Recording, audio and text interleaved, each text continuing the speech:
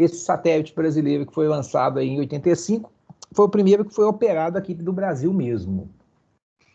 Ok? Comparativamente ao satélite e aos outros meios de comunicação, que seriam a fibra ótica e o rádio, nós temos algumas vantagens em algumas situações específicas. Por exemplo, você não tem restrição de distância ou de aspectos de topografia. Né? Se o satélite, se o seu ponto estiver debaixo da área de cobertura do satélite, basta você colocar uma antena, apontar para o satélite, você vai estar em comunicação com esse satélite.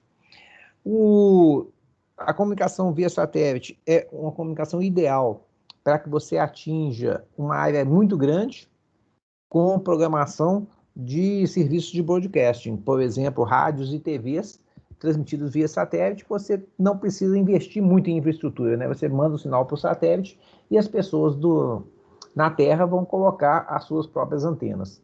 Facílimo de instalar, facílimo de expandir a base de usuários na Terra. Quando a gente fala expandir, não é lá no espaço, né, gente? A gente fala que é fácil de instalar e expandir, obviamente, são as estações terrenas que vão receber essa comunicação do satélite. O sinal é ponto a ponto, é direto, tá? Então você conecta diretamente, trabalha na faixa de micro-ondas, exige o alinhamento da antena. Lá no espaço, você tem, em todos os satélites, todos os sistemas redundantes, por motivos óbvios, né? Se tiver algum problema lá, não é fácil de você dar manutenção, para não falar que é impossível de dar manutenção. Apesar de que, quando foram criados os ônibus espaciais dos Estados Unidos, uma das ideias, um dos motivadores da criação dos ônibus espaciais era exatamente, lembra que eles tinham um bracinho mecânico? Era pegar o satélite que tivesse com defeito, levar para dentro do ônibus espacial, dar manutenção e colocar em órbita de novo. Essa seria um dos maiores mercados do ônibus espacial que viabilizou a construção deles. Um fracasso total, né? Ninguém nunca usou esse tipo de serviço. Múltiplas taxas e múltiplos serviços a gente pode ter no satélite, e tem satélite espalhado no mundo todo. Problemas, vermelhinho ali, né? O atraso de propagação, os satélites de telecomunicações, eles estão a 36 mil quilômetros da Terra, ou seja, estão muito longe, então demora para o sinal chegar lá e voltar. A capacidade de transmissão é muito limitada, depende do quantos equipamentos de transmissão e recepção foram instalados no satélite, mas não é uma coisa assim muito grande. E como é caro para você colocar o satélite em órbita e mantê-lo lá, se você quiser um satélite só para você, o custo não é barato não, tá? Fica muito caro. Comparadamente com a fibra ótica, né? A fibra ótica tem como vantagem imensa a maior capacidade de transmissão e imunidade a interferências totais. Mas está sujeito a risco de ruptura. Se você for implantar em algum ponto que tem baixa demanda, o custo de implantação é caro, nunca vai se pagar. E fibra ótica ainda hoje é para instalações ponto a ponto. E o rádio, a gente utiliza antenas de rádio para propagar sinais. Hoje em dia, o espectro é extremamente congestionado. Então, para você conseguir uma faixinha do espectro para usar seu sistema, não é simples. Então, o pessoal utiliza em cada uma das aplicações, satélite, fibra, rádio, cada hora usam um tipo de coisa diferente. Perguntas?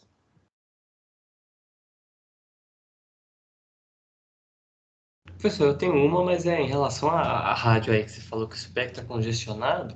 Isso.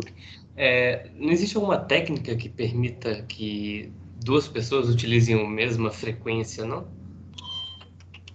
Não, infelizmente não.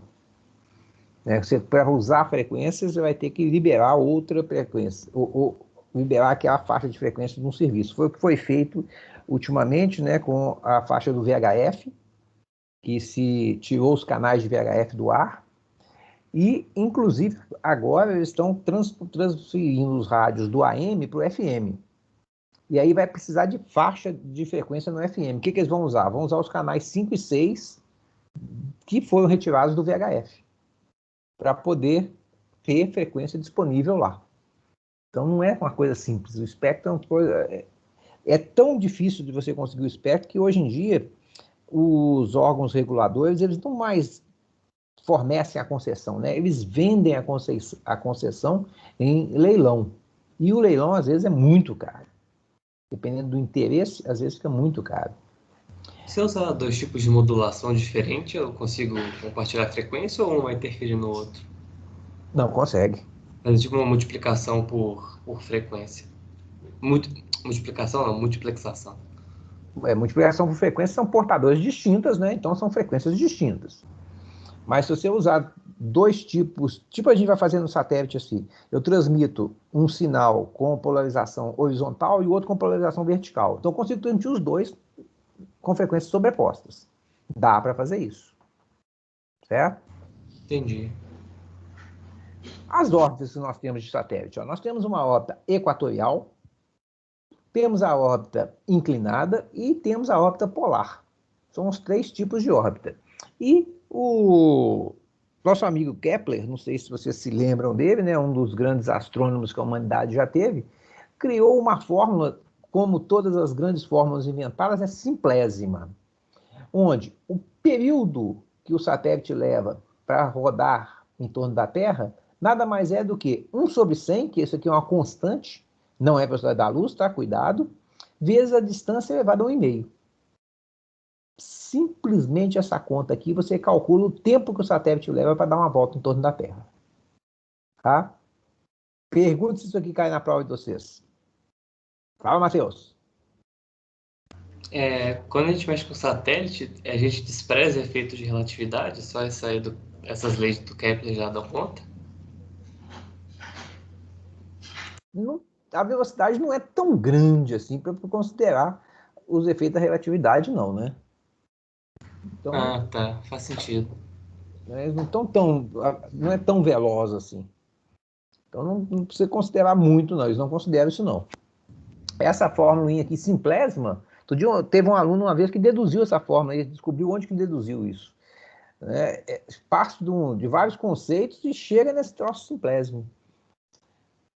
Por exemplo, qual é o período de revolução da Lua? Então você vai aplicar essa fórmula de Kepler aqui, ó, para saber quanto tempo a Lua vai estar de novo do mesmo jeito em relação a você. Quanto tempo ela deu a volta em torno da Terra? Tá? O que nós temos que saber aqui?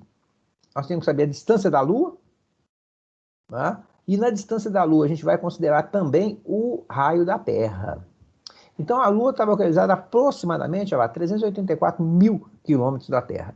E o raio da Terra vai aproximadamente 6.378 quilômetros.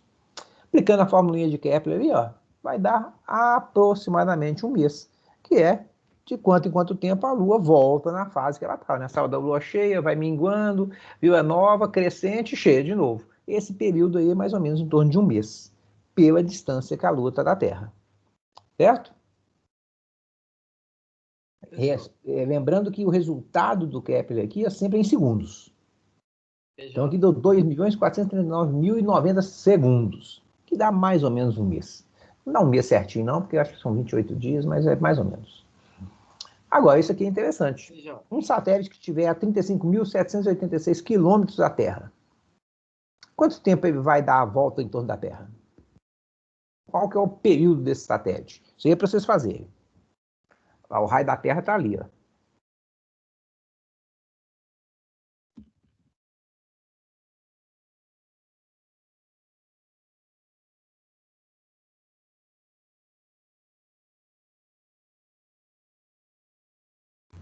Tem como voltar na formulazinha rapidão?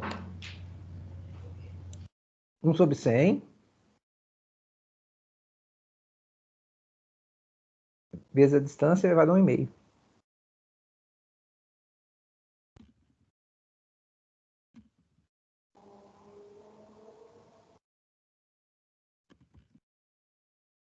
Aí, copiei aqui, obrigado.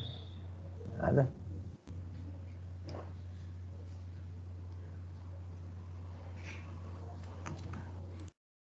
Alguém chegou aí no resultado?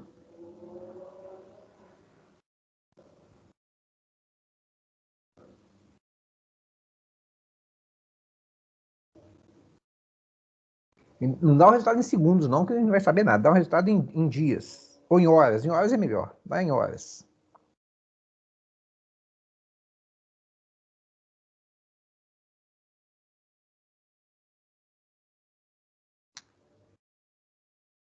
Não, porque leva em consideração, Marvin, a atração gravitacional.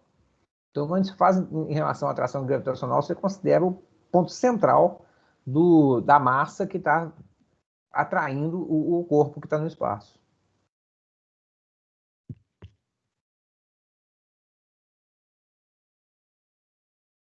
Não sei se você sabe, se você estiver na linha do Equador, lá no Equador, onde passa a linha do Equador, você pesa menos. Você está mais longe do centro da Terra, então a gravidade é menor. Acho que dá uma diferença de 2 quilos. Fica até uns bacanas lá com umas balanças que o pessoal paga para pesar menos. E aí, deu quanto? Deu quantas horas?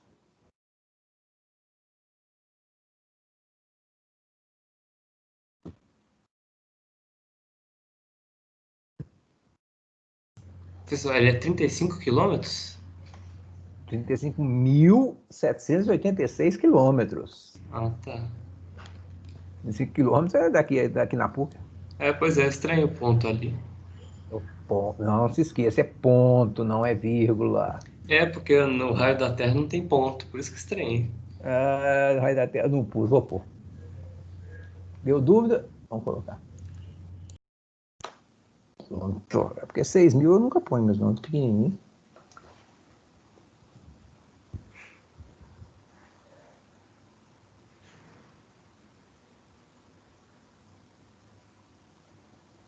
É que, PJ, uma coisa que eu não peguei lá do exemplo da Lua, a distância a gente pode. Tem que colocar ela em metros, né? Sim. Caraca, vai dar um número gigante. Tem que dar um número gigante mesmo. A distância é em quilômetros aqui, ó. Em quilômetros. Opa. A distância é em quilômetros.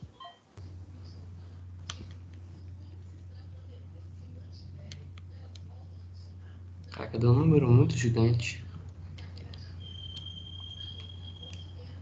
Deu 760.519 horas? Não. Dá menos avisar algo de errado. Então vamos ver aqui embaixo, ó. Elevado a 1,5 é sempre constante, professor? Sempre constante. É um sobre, sei lá, 35.786 mais o raio da Terra, que é significativo em relação a 35.000, né? Em relação à Lua, não é tão significativo, não. Ó. Se eu desprezasse o raio da Terra, né, não ia mudar muita coisa. Porque 384.000 para 6.000, né, dá até 5, dá quase 2%. Agora aqui é significativo. Então vai dar o quê? Vai dar mais ou menos 24 horas. Se você pegar 86.579 segundos, divide isso aí por 60, né? E aí você vai ter o número de horas, vai ter o número de minutos, depois divide por 60 o número de horas, depois acha o número de dias. Vai dar 24 horas. Mais ou menos, 23 e qualquer coisa. Por quê? 24,04. Por quê? Essa distância aqui, ó, é a distância média onde se encontram todos os satélites de telecomunicações. São aqueles satélites chamados geoestacionários. Eles estão parados em relação à Terra. Então, se você olhar para cima, ele está sempre em cima de onde você se encontra. Esses são os satélites de telecomunicações. Então, nós temos a linha do Equador, onde ficam todos os satélites de telecomunicações. Certo? Footprint, se vocês têm a aula que está lá no Canvas, esse link aqui estava quebrado lá. Está mandando para um site de jogo. Aí eu mudei o link. O satélite transmite sinais através de micro-ondas, antenas bidirecionais, né? Você tem uma antena que transmite e uma antena que recebe. Lá em cima, o satélite vai ter uma área de cobertura na Terra. E essa área é uma área cônica, que a gente chama de footprint. Traduzindo, é uma pegada, né? A tradução literal de footprint. Obviamente, no meio do cone, a potência é maior. À medida que você vai se afastando do centro, a potência vai diminuindo. Se você quiser saber qual é o footprint de qualquer satélite, entra nesse site aqui. Eu vou até entrar aqui, eu já procurei ele aqui para vocês. Aqui, ó. Você entra aqui, aí você tem todos os satélites que se encontram na linha do Equador. Então, eu pedi para vocês fazerem o cálculo do... Qual que era o satélite mesmo? Star One C2 ou 3? Eu não lembro. 2. 2. Qual que era? Ele estava em quantos graus? Vocês lembram? Vou olhar aqui, PJ, que eu não lembro de qual. Peraí. Olha ele aqui, ó.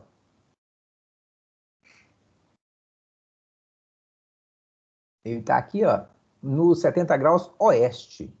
Então, se você chegar aqui no Star One C2, der um clique nele, vai abrir para você os footprints do satélite. Então, em relação à América do Sul, em relação ao Brasil e em relação ao México, gente. Olha que coisa mais engraçada. Por que tem México na história?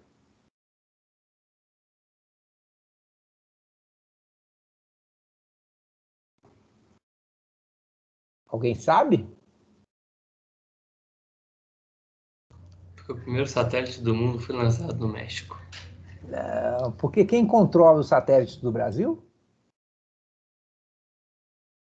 É mesmo? Que doideira. O dono da Embratel é o dono da Telmex.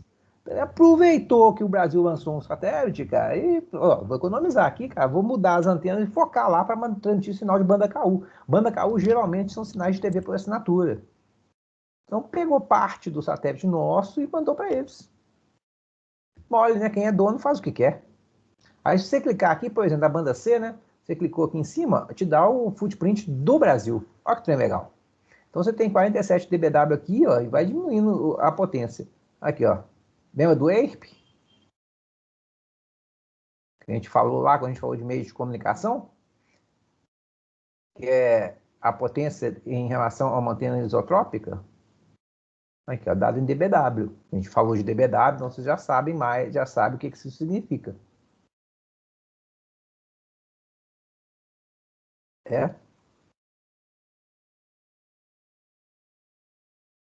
Negócio que eu achei muito legal. Volta lá nas nossas aulas. Volta lá na aula. Então, guarda esse site aí que é importante. Se alguém te perguntar, fala, opa, qual que é o satélite que é? Quanto que é?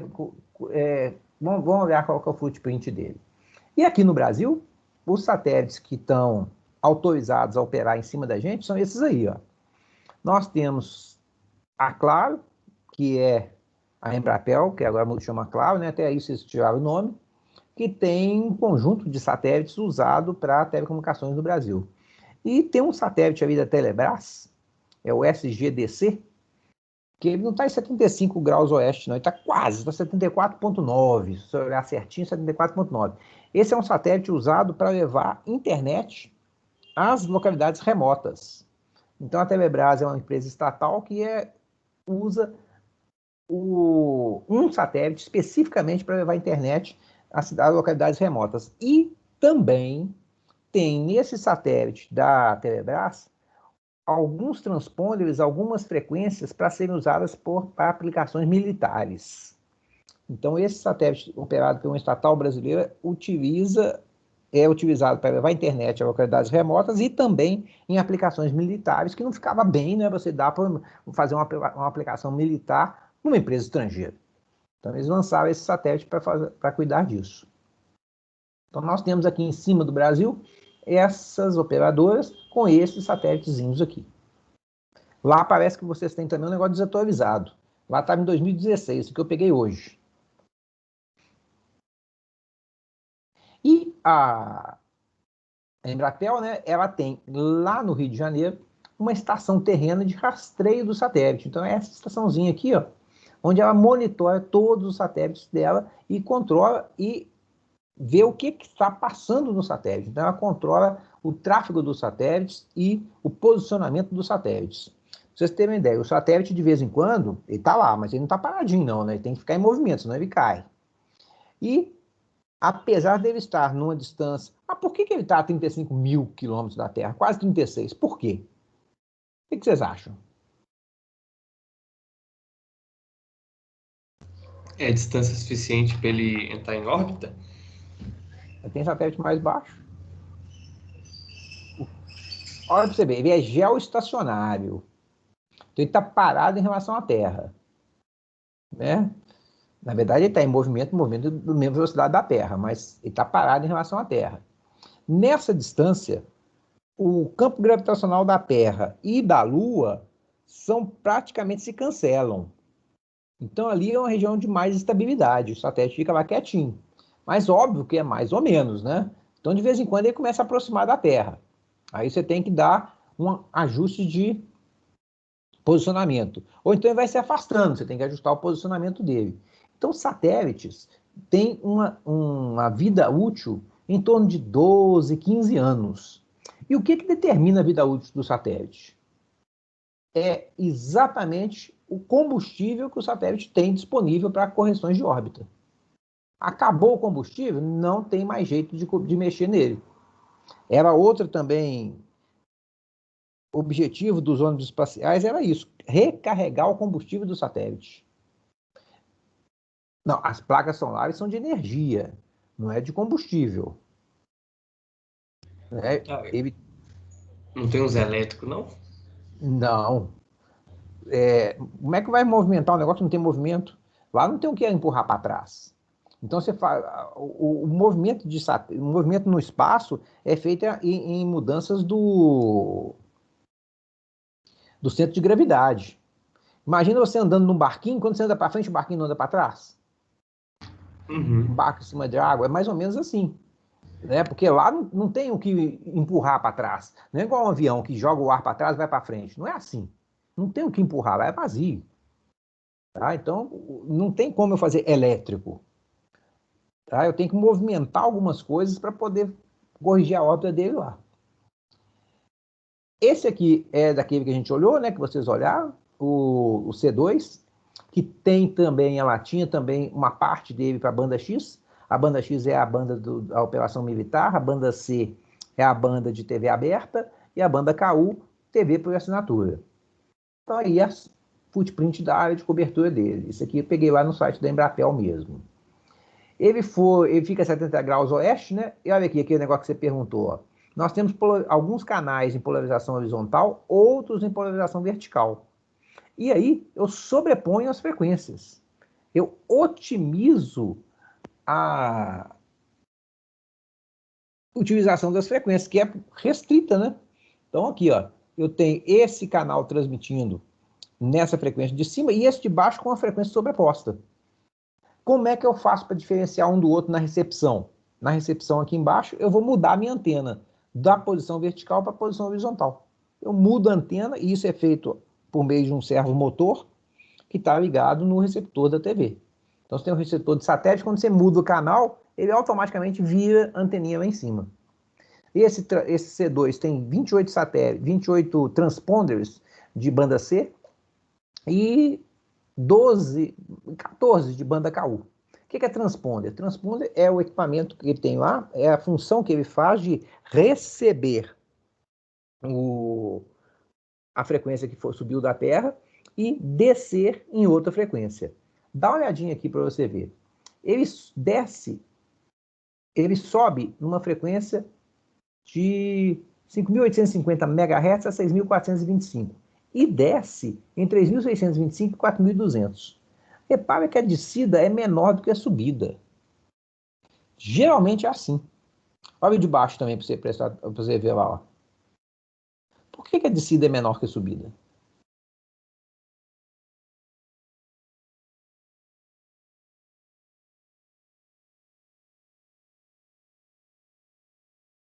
Vocês sabem. Vou chutar. Não vou nem chutar, não. Pode Não chutar, sei, ó. não. Eu ia falar da Sabe, gravidade. Não, nós já falamos disso. Não lembro, não. Olha a frequência. O que tem a ver com frequência e com propagação? A atenuação? Exatamente. Quanto maior for a frequência, maior vai ser a atenuação. E lá no espaço, aqui, ó. Isso aqui é um desenho que eu peguei lá da Embratel mesmo, né? O que eu menos tenho lá é energia para poder aumentar a potência de transmissão, né? A energia vem dos painéis solares. Inclusive, o último satélite que o Brasil lançou, gente, uma desses braços aqui, ó, não abriu. Então, ele ficou só com metade da potência. Levou um tempão para o negócio abrir. E ia ser uma pancada, porque com metade da potência, ele não ia poder trabalhar o tempo todo, não ia poder ativar todos os transmissores. Aí, de uma hora para outra, o negócio abriu. Então, lembra que metade do dia ele está seguindo a Terra, metade do dia ele está de noite. Então, ele tem baterias para fornecer energia para ele. Então, quanto menos energia ele gastar, mais vai ser a facilidade dele operar. Menos dificuldade em termos de energia armazenada ele vai ter. Então, o pessoal optou por isso. Sempre que você está subindo, frequência maior. Aqui na Terra eu ponho a potência que eu quiser. Quando ele está descendo, frequências menores. E o sinal que desce é uma potência muito pequena. Na hora que ele chega na antena, eu já dou uma amplificada nesse sinal antes de eu transmitir para o meu receptor. Porque ele chega muito pequenininho. Tá? Na minha antena eu tenho um negócio que chama LNB. Não sei se você já mexeu com satélite, uma antena parabólica algum dia na vida, mas o LNB é a abreviatura de Low Noise Block. É um bloco de baixo ruído, dentro do qual nós temos o Low Noise Amplifier, que é o amplificador de baixo ruído, que vai amplificar meu sinal na hora que ele chegou, muda a frequência dele, baixa a frequência, para ficar mais fácil de transportar num cabo, e aí joga no cabo. Então eu baixo da banda C para a banda L e trafego o sinal no meu cabo coaxial da antena até o receptor. Esses aqui são os canais que eu tenho aí nesse satélite. Ó. São os canais abertos que a gente trabalha aí. Certo? Também lá na aula que vocês têm está um pouquinho desatualizado. Esses são os canais que nós temos hoje trabalhando lá. São os canais que estão operando abertos. Houve uma polêmica grande sobre isso quando a TV virou digital. Né? O sistema de transmissão da informação foi digital. Por quê? Porque a legislação brasileira obriga as TVs analógicas, está escrito dessa forma, a serem abertas, para que as pessoas nas fazendas, nas localidades remotas, tenham acesso à programação de TV no idioma português gerado pelo Brasil. Mas não fazia referência à TV digital. Então, as emissoras espertamente queriam cobrar para transmitir a informação delas. Deu uma polêmica terrível isso aí. E acho que até hoje ainda está se discutindo, mas por enquanto nós estamos trabalhando com os canais abertos das grandes redes de TV do Brasil. Esse aqui é o C3, que é um outro satélite, tá? 28 canais de comunicação na banda C, 16 na banda KU, também locado para o Brasil. E para a América do Sul. Então ele cobre toda a América do Sul aqui. Ele é novinho, foi em 2012 que lançou, né? Esse C3 também, ó, tem a banda KU de descida para as TVs por assinatura. É onde a Claro e as outras operadoras de TV por assinatura colocam a programação deles. O C3 tem 3 canais em Standard Definition, aberta, né? 8 canais em HD, também abertos, 15 TVs. As rádios hoje transmitem muito via satélite, certo? E a polarização dele é linear, significa o quê? Que ele tem horizontal e vertical, e foi feito para a América do Sul e o Brasil, principalmente. Ele já é um pouquinho diferente, né? As antenas, os painéis solares dele são maiores do que do outro satélite. Categorias de satélite. Nós temos o GEO, o MEL e o LEO. Não ficam bonitinhos esses nomes, ó? Se tiver 3 filhos, bota o nome neles, GEO, MEL e LEO. Onde o GEO é o geoestacionário que tem uma órbita geossíncrona com a Terra. O MEL são satélites de órbita média. E o LEO são satélites de órbita baixa. Repare que quanto mais alta for a órbita, maior é o tempo, é o período para ele fazer a rotação completa. E quanto mais baixo, menor é o período. Por quê?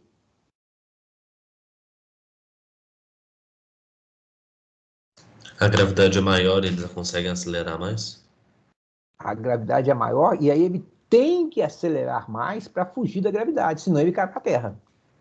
Porque, olha, eu já comentei com vocês da pergunta que o professor de física fez para a gente lá no primeiro período, não já? Ou não? Não. Tem a ver com isso aí. Ó. Ele falou o seguinte: de acordo com a lei da gravitação universal, matéria atrai matéria na razão direta da sua massa, na razão inversa do quadrado da distância entre elas, certo? Certo. Então, a Terra atrai a Lua. E a Lua atrai a Terra. Por que as duas não se chocam?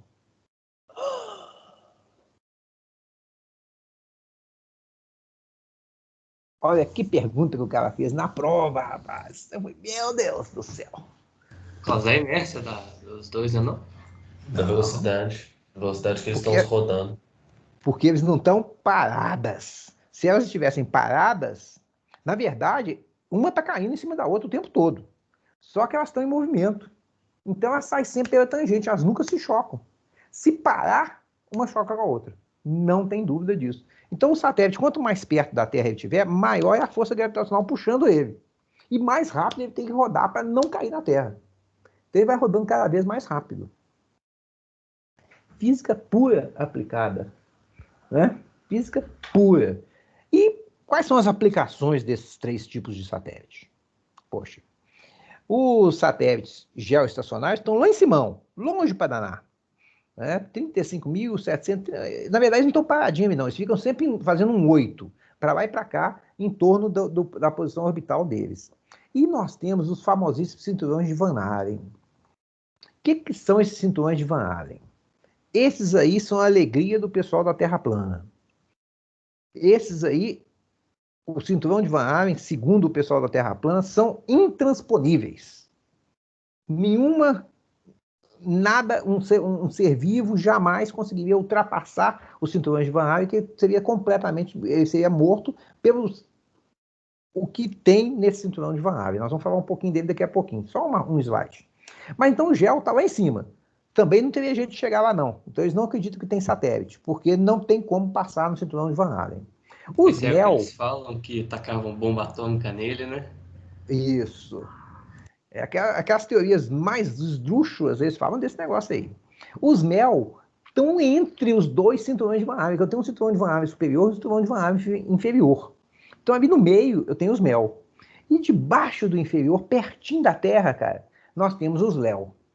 Certo? Então, o LEO está baixinho, o MEL está um pouquinho mais para cima e o GEO está lá na casa capeta, lá em cima. Isso aqui é uma curiosidade que eu falei com vocês, que era para vocês olharem aí, né? Entra nesse site aí, ó. www.stuffing.space. Stuffing.space. Olha que legal que é esse negócio aqui. Quer ver? Eu vou até botar o site que eu entrei aqui.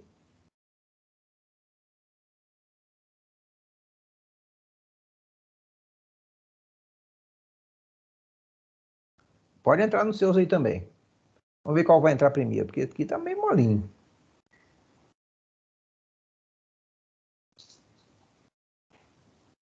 Ainda bem que eu salvei aquela imagem. Olha aí. Caraca, só Olha tem que uns que trem. estão longe pra caralho. Olha que trem sensacional, rapaz. Olha que coisa sensacional. Esse círculozinho aqui, ó, são os satélites geossíncronos. Tá? E esses aí são todos os satélites que estão em torno da Terra. Olha aqui, ó, ó, ó. Ah, vamos procurar aqui? Qual que você quer procurar aqui? Qual um que você quer procurar? Aquele do Brasil. Então vamos lá, Star One. Só que o Star One tem hora que ele escreve junto, tem hora que ele escreve separado. Então põe aqui Star One, olha lá, separado, C2, ó. Olha ele aí. Onde é que ele está? Olha a posição dele em relação à Terra. Cara, que trem mais sensacional. Olha E ele. como que você tem tanto satélite assim, como que as ondas não interferem uma na outra? As posições orbitais são diferentes. E as frequências, por isso que eu te falei, que o espectro de frequência é limitado. Então você tem que tomar muito cuidado com as faixas de frequência que você vai trabalhar. Isso aí é definido mundialmente. Fala Diane. Primeiro, Diane. Professor, isso aí é tudo satélite que está ativo ou tem lixo já espacial também? Tem lixo espacial também. Tem uns que estão ativos, tem uns que não. E, às vezes, o cara deixa o satélite acabar o combustível. Se acabar o combustível, não tem jeito. Não tem como você mandar embora. Porque, teoricamente, o que seria o correto de ser feito? Quando você chegasse no final da vida útil do satélite, o último combustível que tivesse, você mandava o satélite para o espaço. E ele ia embora. Não ficava aqui em volta da Terra. Mas isso aí você perde um pouquinho da vida útil dele, né? E o pessoal não faz isso. Deixa o satélite. Por isso que de vez em quando você vê satélite caindo por aí, né? Cai na Terra. Fala, Matheus. Professor, o que são esses satélites que estão acima dos geossíncronos? Eu não sei. Tem uns que estão voando bem longe. Vamos ver quem que é. Vamos pegar um aqui, ó. Ah lá, Atra 5. Ó, tem um Navistar aqui, não tem? Não, ó lá. O que ele faz? Não tenho a menor ideia. Vamos pegar isso lá em cima, ó.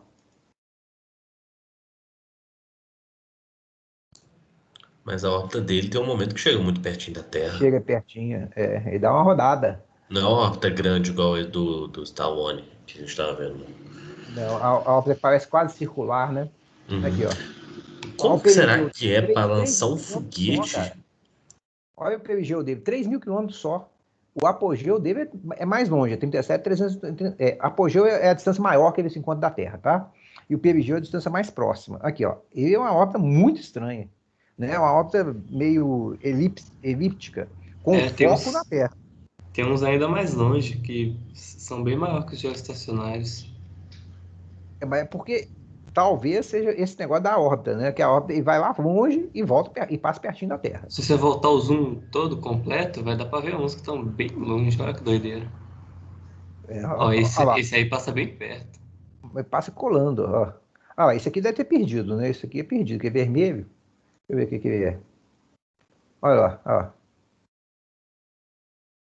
Olha o apogeu dele, 166 mil quilômetros, cara. O que é isso?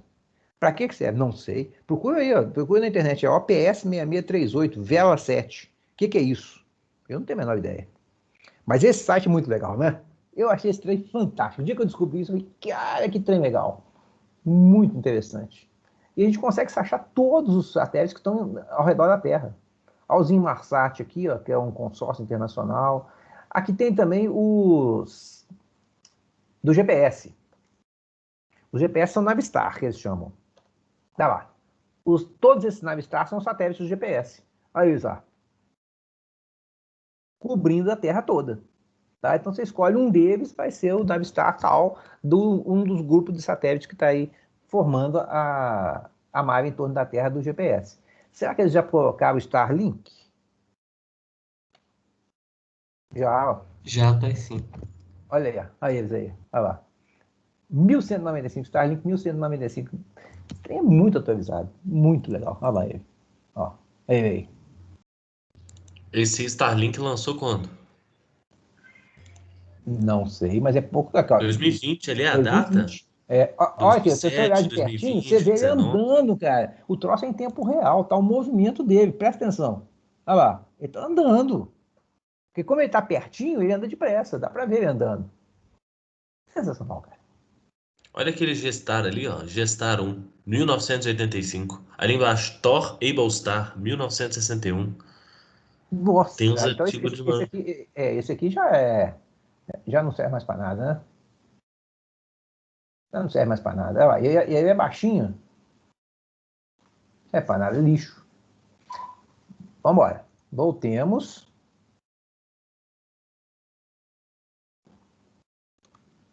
Tá? E aqui, só já mostrei para vocês também, né? Só para você lembrar que a gente mostrou onde está o Star One C2. Né? Mostra a posição dele em relação à Terra e ele está aqui. Certo? Bora. Olha o cinturão de Van Allen. Você já ouviu falar que todo... Não mudou ainda para vocês? Por que não mudou? Ah, mudou. Você tem um polo positivo na Terra e um polo negativo, magnético. né? O polo norte magnético, o polo sul magnético, tem os dois polos. Entre os dois se forma uma linha de campo. Os cinturões de Van Allen são exatamente isso, são os campos magnéticos que vão do polo norte para o polo sul. E eles atraem tudo quanto é coisa ruim que tem para o espaço afora. Então, aquela ideia do pessoal da Terra plana, de que não passa, tem um fundo de verdade, né? Assim, é complicado de passar aí mesmo, porque tem um campo magnético muito forte, cheio de interferência, mas dá para passar.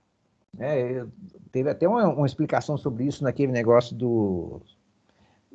Né, desmistificando todas as teorias porque o homem não foi na Lua. Então, uma delas era essa, que ele não conseguiria passar através do cinturão de Van Allen. Ok? Então, eles são isso aqui, ó. Muita energia lá que nunca a gente ia conseguir colocar um satélite nela. Né? Um satélite trabalha com onda eletromagnética, se eu colocasse no meio de um negócio que é cheio de campos magnéticos, não funcionaria nunca. Tá? Se você quiser alguma informação mais sobre isso aqui, ó, sitezinho aqui embaixo, vai lá e dá para ver os cinturões de Van Allen lá. E esses cinturões são importantíssimos para nos proteger disso aqui, ó, dos famosíssimos ventos solares, né? Vocês estão ligados nisso, né? Se nós não tivéssemos esse campo magnético ao redor da Terra, toda vez que o Sol tivesse uma explosão que jogasse aquele monte de partículas espalhando pelo mundo, pelo espaço, ia nos afetar e acabava a Terra, morria todo mundo. Tá? Então isso é um troço perigosíssimo e a gente tem essa proteção natural para sobreviver aqui. É muita coisa para dar certo a nossa vida aqui, né? É muito engraçado isso, eu acho. As faixas de frequência de uplink e de downlink são na faixa dos gigahertz, né? Você sobe e desce, a subida é uplink, a descida é downlink, todo mundo sabe disso. E aí nós temos as bandas do satélite. Nós trabalhamos a banda L, que é aquela usada para sair da antena e chegar no receptor. Banda S é uma banda intermediária também. A banda C usa lá no satélite. Banda KU usa no satélite. Banda KA também usa no satélite. Banda KA é onde você está trabalhando com as faixas de frequências maiores. Quanto maior for a frequência, mais atenuação dos fenômenos atmosféricos você vai ter. Mais atenuação por causa da umidade, por causa de chuva. Aquele satélite que eu comentei com vocês da Telebrás, ele trabalha com banda KA. Por quê? A frequência é maior, a banda é maior e teria uma taxa maior, mas sofre muito interferência de chuva. Quem controla as frequências? Aqui, ó. A UIT define as frequências para que uma não interfira na outra. Tá? O mundo todo das telecomunicações é desse jeito. Olha lá, o Matheus colocou aqui que é aquele satélite, ó, foi um satélite de reconhecimento americano para detectar explosões de testes nucleares na Terra e no espaço, cara. Alguém explodiu bomba atômica no espaço? Nunca ouvi falar nisso.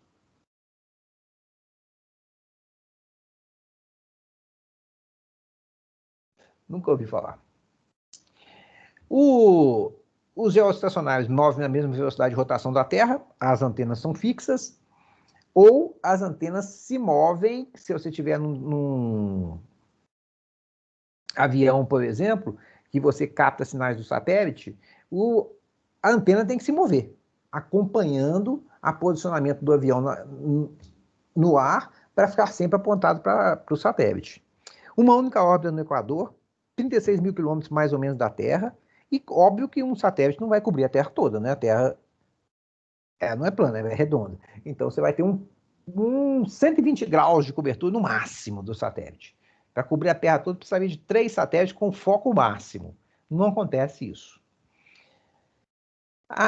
Essa órbita ela é compartilhada, aproximadamente 2 graus para cada satélite, o que faz com que você tenha, no máximo, 197 satélites, 200 satélites, no máximo você consegue colocar no espaço. Ao redor dessa órbita, hein? Ok? Quem coordena? Internacionalmente o ITU e no Brasil a Anatel.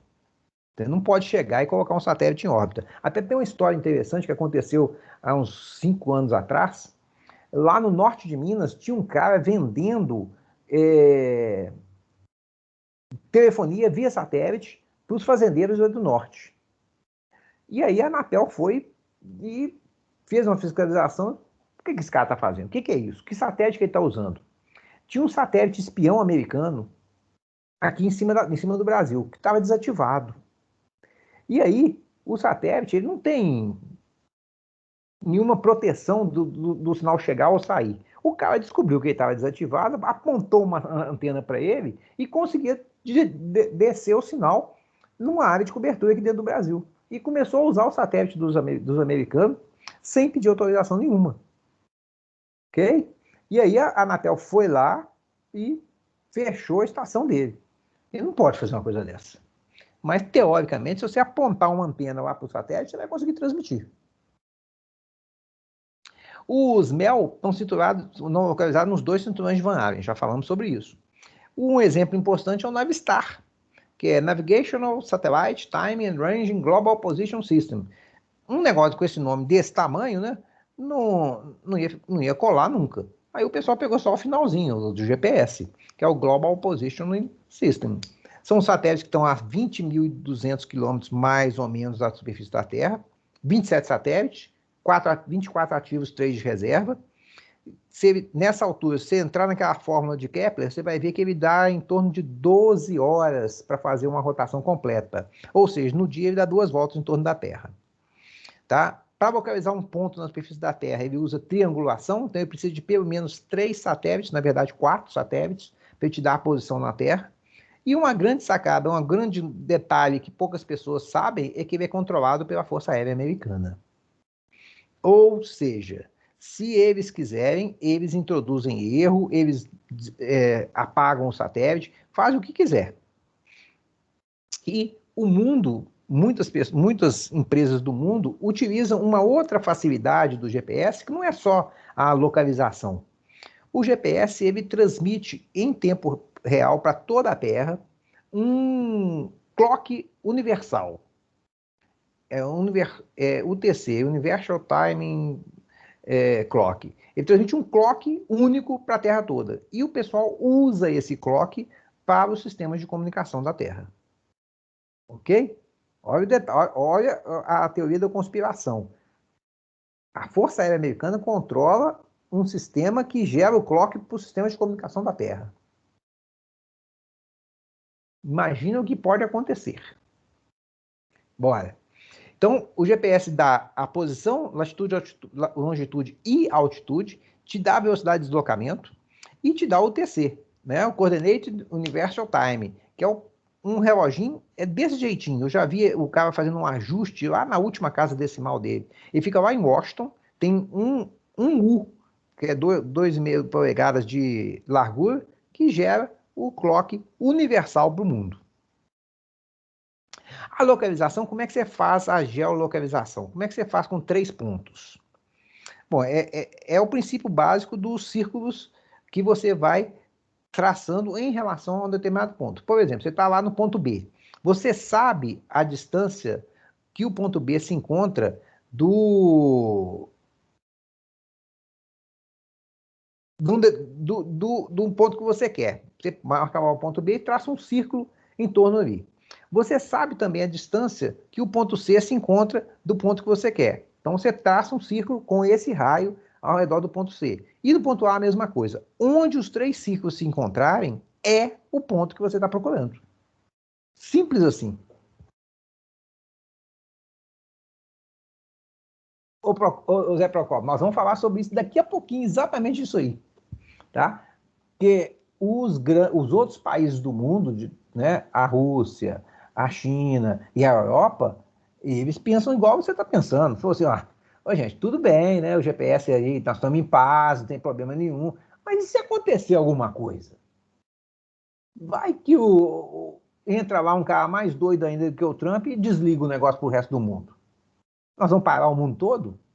Porque isso aí aconteceu quando o George Bush veio ao Brasil. Teve uma vez que ele visitar o Brasil, conta a história, ninguém comprou, isso não foi ratificado por ninguém, mas todo mundo que estava no Rio de Janeiro, quando o Bush foi lá, viu que os GPS deles estavam indicando um erro de 2 quilômetros. Então, quando ele estava andando na rua, ele mandava você passar num lugar que estava 2 quilômetros de onde você estava. E esse erro é configurável no GPS. Então, conta a teoria da conspiração da época, né, que para evitar atentados terroristas, a Força Aérea Americana introduziu um erro proposital quando o GPS passasse em cima do Brasil, no Rio de Janeiro, para que não facilitasse os ataques terroristas, como se fosse existir ataque terrorista aqui no Brasil, né? Mas acontece isso. Entendeu essa ideia aqui, ó? Então você tem a distância do ponto até o ponto que você está querendo, tem outra distância do ponto, você sabe as distâncias, traça os círculos onde os três se encontrarem, é o ponto. Isso se chama triangulação. Só que no GPS você não precisa, você não está no plano, você está no espaço. Então não são círculos que são traçados, são o quê? Esferas. Esferas. Então no GPS se traçam esferas, e não são apenas três. Para que você tenha a localização exata, você precisa de uma quarta referência. Porque aquilo lá dá certinho quando você está no plano, mas no espaço você precisa de um quarto ponto. Então você precisa sempre ter 4 satélites mandando informação para você, para que você saiba exatamente o ponto que você se encontra. E o GPS dá um erro de 30 centímetros. É proposital, viu? Esse erro, na época, antigamente o erro era assim, de 100 metros. E todo mundo achava que esse erro era inerente ao serviço. Aí aconteceu a Guerra do Golfo. E o exército americano, esse GPS foi criado para guiar bombas, né? O exército americano não tinha equipamentos militares de GPS suficientes para usar na guerra. Então ele pegou equipamentos comerciais. Só que o equipamento comercial dava um erro de 100 metros. E para eles, um erro de 100 metros na guerra é questão de vida ou morte. Aí, sem mais nem menos, né, todo mundo no mundo descobriu que o erro diminuiu absurdamente. Saiu dos 100 metros e pegou para 30 centímetros. Eles falaram, o que aconteceu? Por que isso aconteceu? E começaram a discutir, aí descobriram que eles tinham tirado o erro proposital que era inserido no sistema GPS para aplicações comerciais. Acabou a guerra, eles queriam voltar com o erro. Aí as forças econômicas do mundo falaram, não faz sentido você voltar com o erro. Tá? A precisão menino, a do militar é de 1 a 2 centímetros. Se para a gente é 30 centímetros, se você acertar um carro com 30 centímetros de erro, não tem erro, né? A dos militares dá de 1 a 2 centímetros. Esse general iraniano, Soleimani, eles mataram ele, só teve mais uma fatalidade, que era o cara que estava no carro com ele. O trem é bravo. O Serviço Secreto de Israel também matou um inimigo deles dessa mesma forma. O cara pegou um telefone celular e ligou. E o telefone celular tinha um GPS. Ele disparou o míssil naquela coordenada que estava o telefone celular do cara. E matou o cara. Detalhes dele, você entra nesse site aqui, ó, lá do governo americano, que você vai saber mais informações sobre isso aí. Esse sistema está em constante atualização. Eles estão sempre trocando os satélites, botando satélite novo, que o satélite vai terminando a vida útil dele, eles vão colocando outros satélites no lugar, muda o sistema de rastreamento, vai modernizando o sistema. Certo? E como o Zé Procopio falou aí, ó, o mundo não ia ficar refém da Força Aérea Americana, né? Então o pessoal da Europa criou um sistema chamado Galileu, que é um sistema de posicionamento compatível com o GPS e compatível com o GLONASS. O GLONASS é um sistema russo. A gente vai falar dele porque teve uma aluna nossa que era russa. Ela pegou as informações para mim, que eu não conseguia entender nada do GLONASS. São 30 satélites, 27 mais 3 órbitas inclinadas a 23.222 quilômetros.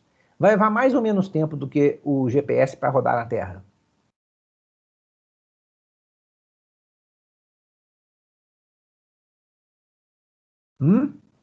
GPS é 20 mil. Mas Quanto mais longe, mais tempo leva. 14 horas de GPS, não são 12? Tá? Então também entra nesse site aqui, ó, que você vai ter acesso às informações do Galileu. E o GLONASS é o sistema russo. Tá? São 28 satélites no meio do caminho, 21.150 quilômetros. Precisão dele de cerca de 3 metros. Um período de aproximadamente 11 horas.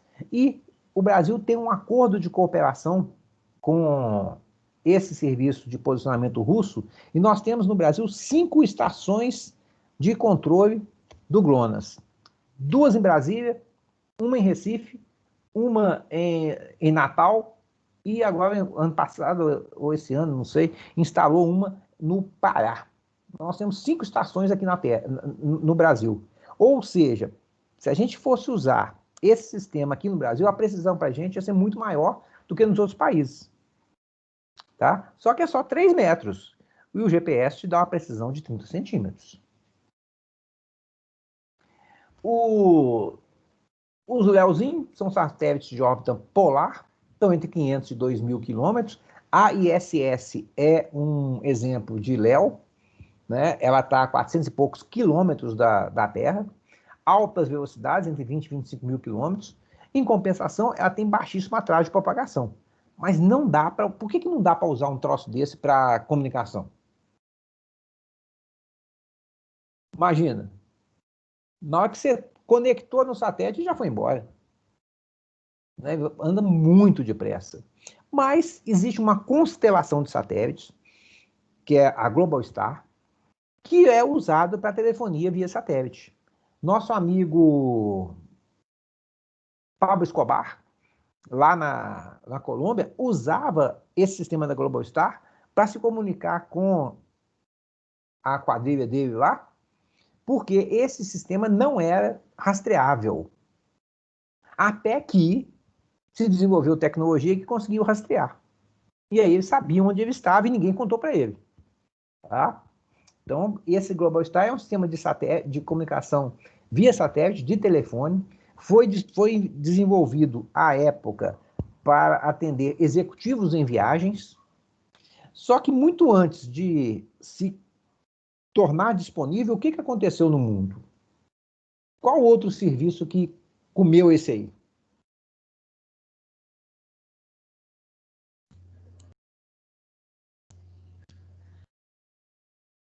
Sei lá, o 2G? O celular simples e normal, gente. Você não faz um roaming internacional?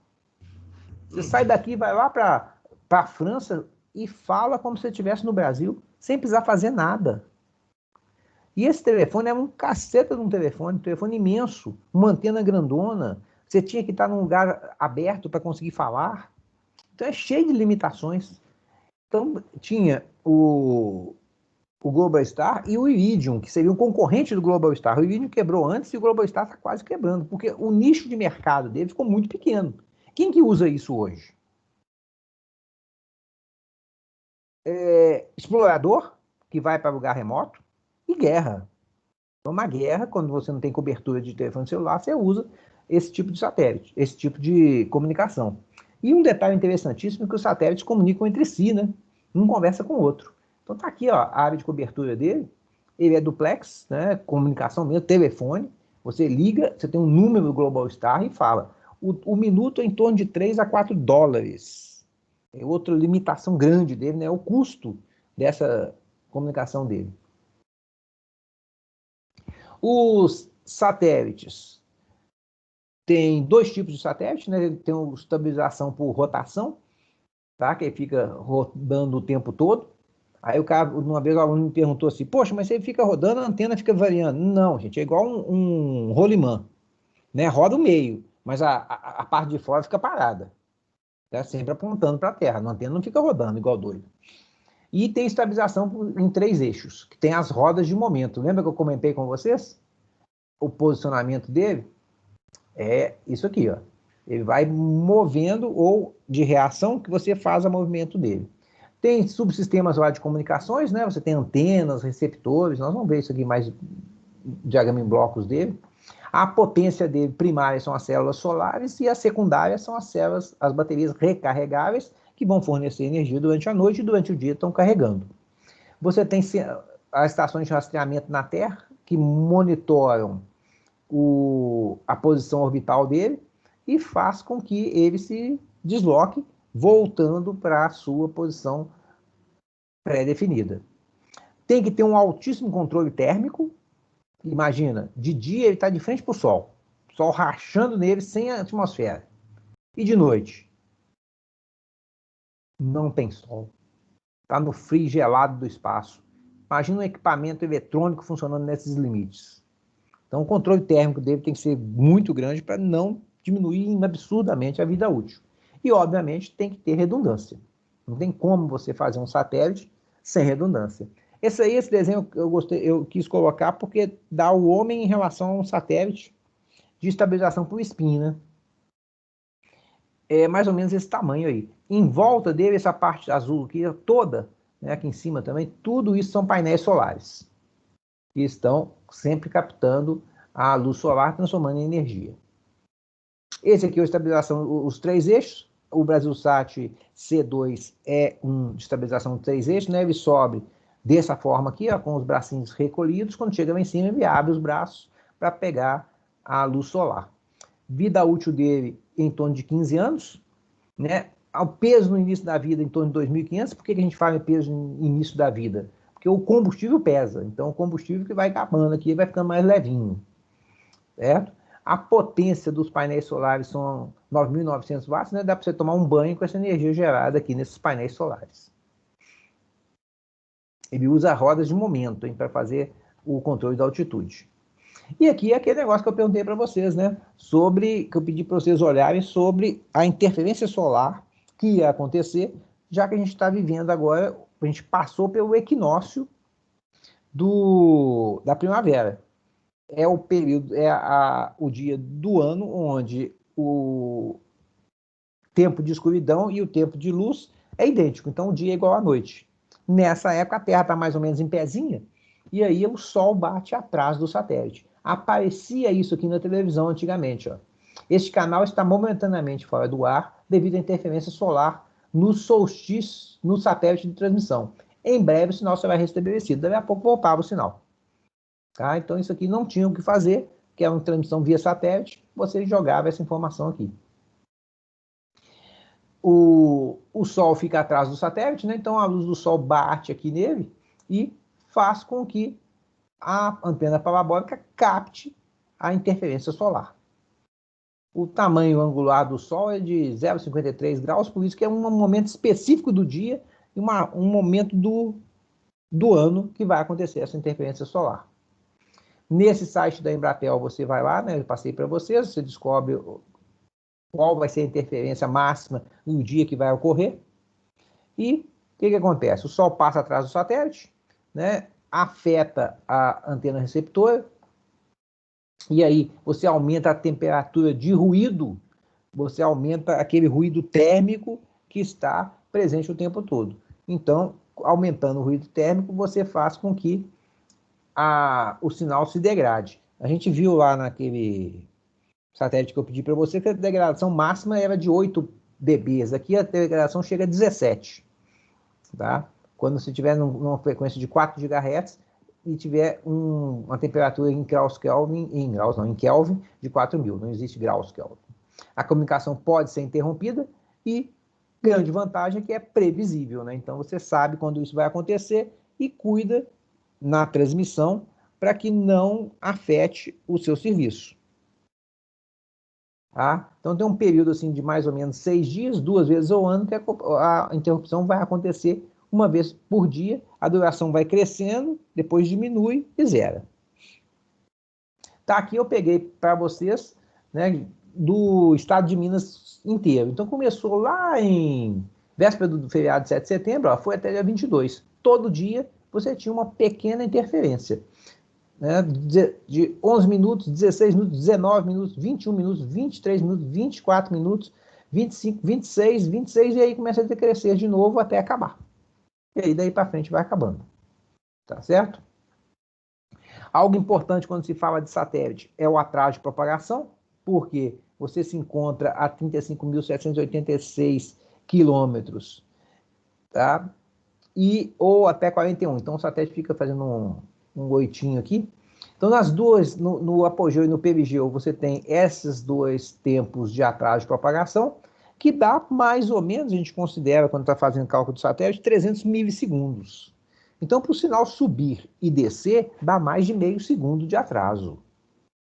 Tá? Isso é suficiente para tornar uma conversação não natural. Acontece igual acontece na TV, quando você tem um repórter, né, que o âncora do jornal conversa com o repórter, que ele fala em cima do repórter respondendo. E esse delay maior que 300 milissegundos faz com que a conversação não fique natural. A gente fica ansioso e tende a falar antes de escutar a resposta. Comunicações de longa distância terrestre dá um atraso só de 30 milissegundos. Tá certo? Então, esse atraso que o satélite introduz é algo preocupante. Mas, se você souber trabalhar com ele, ele vai ocorrer o tempo todo. Se não for nada ao vivo, por exemplo, você vai trafegar dados no satélite. O primeiro que subir vai ter um atraso. E a partir daí, aquele atraso é sempre constante. Então, não vai produzir nenhum problema pelo fato de ter o atraso. Agora, o eco na transmissão de voz é problema, porque a gente tem um equipamento chamado cancelador de eco, que eu já comentei com vocês como é que ele funciona. O cancelador de eco é o seguinte, ele monitora a linha telefônica e verifica se não tem nada voltando, idêntico ao que foi, dentro de um determinado período de tempo. Se tiver alguma coisa voltando, a mesma informação voltando, e ela tinha acabado de passar no sentido de A para B, e ela está vindo do B para o A, o que acontece? Ele cancela essa informação que está voltando. É o cancelador de eco. Só que no satélite, como a gente tem um delay muito grande, o cancelador de eco não consegue identificar que é o mesmo sinal. Passa do tempo máximo que ele consegue cancelar o eco. Então, sistema de comunicação de voz via satélite geralmente tem um eco grande. Você fala, daqui a pouco você escuta você falando de novo. Extremamente chato de fazer isso, né? Principalmente se você tem o hábito de falar muito depressa. Se você falar devagarzinho, você fala, espera, daqui a pouco você escuta você falando de novo, aí a outra pessoa vai falar. E eu comentei com vocês que não é tão importante para a comunicação de dados o atraso, que a Embratel, né, existe também uma corrente técnica que diz que satélite não dá para trafegar dados. Mas a Embratel até tem essa discussão aberta lá no site deles e comenta que não tem motivo nenhum para não usar o satélite para transmitir dados. Isso é usado no mundo todo. Só que no Brasil que surgiu essa lenda, essa teoria, não, o satélite tem atraso, então o sinal vai ficar ruim. Não, né, você vai levar em consideração o retardo, né, e a partir daí você faz o planejamento considerando que vai ter um atraso de alguns milissegundos. Não vai modificar nada no seu sistema. Não, isso não afeta a taxa de transmissão. Isso só afeta o tempo que vai demorar para o sinal chegar lá do outro lado. Certo? Perguntas? Eu tenho uma. Essa aula tem as referências aí no final, não? Tem não. Ou é informações de várias fontes da internet? Várias fontes. Grande parte eu peguei do Fluosan, mas a maioria foi de internet. Aí quando tem internet, eu boto lá embaixo de onde eu peguei. É, sim, tem os links.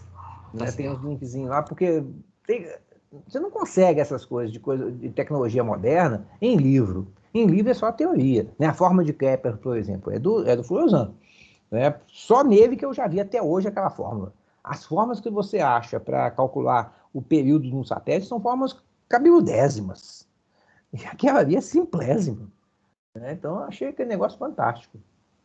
O transponder é aquele equipamento que vai receber o sinal numa determinada frequência e vai transmitir em outra frequência. Antigamente, cara, era válvula. Hoje é tudo dispositivo de estado sólido. E eles trabalham com multiplexação por divisão de frequência, multiplexação por divisão de tempo ou multiplexação por divisão de código. Todos esses tipos de multiplexação podem ser usados no sistema de satélite. Repara que aqui é o diagrama em blocos que eu comentei com vocês que a gente ia te mostrar. Tudo nele é redundante. E você tem chaves comandadas remotamente para que se o receptor 1 desse transponder aqui teve problema, eu chaveio para o receptor 2. Se o receptor 3 teve problema, eu chaveio para o receptor 4. Então tem sempre 2 equipamentos em condições de uso. Normalmente você vai fazendo testes, né, de tempos em tempos, você muda do 1 para o 2 para garantir que o 2 está funcionando, para não deixar acontecer de ter, quando você precisar dele, ele já não está funcionando. Aí aqui você tem as antenas e os diversos canais do satélite. Sempre que você fala em canal, você está falando de uma frequência de portadora. Nunca se esqueçam disso. A informação que vai trafegar pode ser informação digital, mas a portadora é analógica. As polarizações nós já falamos, né? A polarização pode ser horizontal ou vertical, quando eles chamam de polarizações lineares, ou então circular. Aí é o circular para a esquerda e circular para a direita. O campo magnético vai rodando para a esquerda ou vai rodando para a direita. Ou o campo elétrico ou o campo magnético, tanto faz falar de um do outro, que os dois ocorrem ao mesmo tempo num sinal de RF. A banda C, nós já falamos aqui, banda KU, ó, repara que a banda KU é uma frequência bem maior, onde você usa o downlink aqui e o uplink aqui, e ela sofre interferência grande da umidade na atmosfera. Já falamos do campo, só que eu não vou perder tempo falando deles de novo, não, que eu já falei com vocês quando a gente comentou sobre meios de transmissão sem fio. Né? Nós falamos sobre a propagação da onda eletromagnética, tá? Nesse caso aqui, ó, eu tenho uma polarização linear vertical, a minha antena de polo tem que estar alinhada verticalmente, que ela vai captar aqui, ó, o meu campo elétrico-magnético aqui, ó. Ela vai captar a minha informação aqui. Quando é o contrário, ela fica na outra posição. Aquilo que eu comentei com vocês, que tem que mudar o posicionamento da antena quando a transmissão é realizada com polarizações lineares. A combinação das duas vai formar a onda circular. E isso aqui pode ir rodando para a direita ou pode rodar para a esquerda. Por isso que tem a circular esquerda e circular direita. Olha aqui, funciona? Não, né?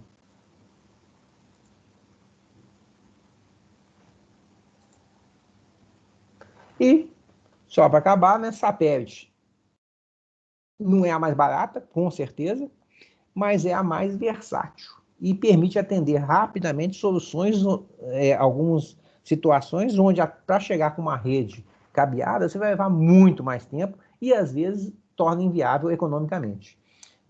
Na época que privatizou as operadoras de telefonia, um dos regulamentos que foram pedidos, uma das exigências que foram pedidas às operadoras privatizadas é que qualquer localidade com mais de 400 pessoas teria que ser atendido por telefone.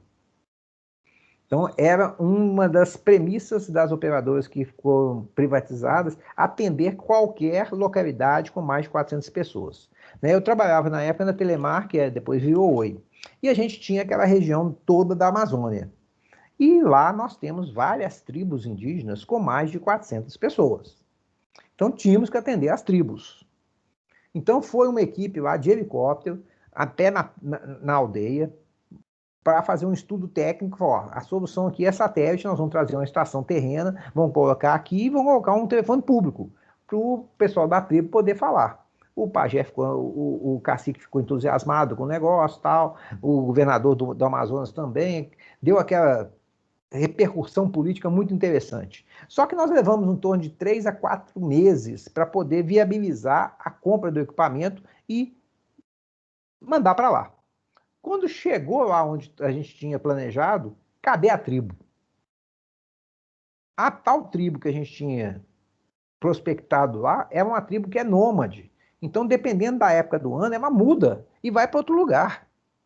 Então, a gente tinha pensado, fez o planejamento para um determinado local e a tribo foi embora. E aí a gente falou, pô, para onde foi a tribo agora? Aí foi para um outro lugar. E aí, o que aconteceu? O pessoal teve que ir lá no outro lugar, aí já de posse do equipamento, né, para instalar o telefone público para eles e ficar lembrando, ó, quando eles forem mudar, eles têm que nos avisar que eles vão mudar para a gente trazer o telefone para outro lugar. Senão ia ficar lá. Ok? Morreu, meus caros. Agora vocês conseguem conversar com o satélite com as pessoas. Mais perguntas?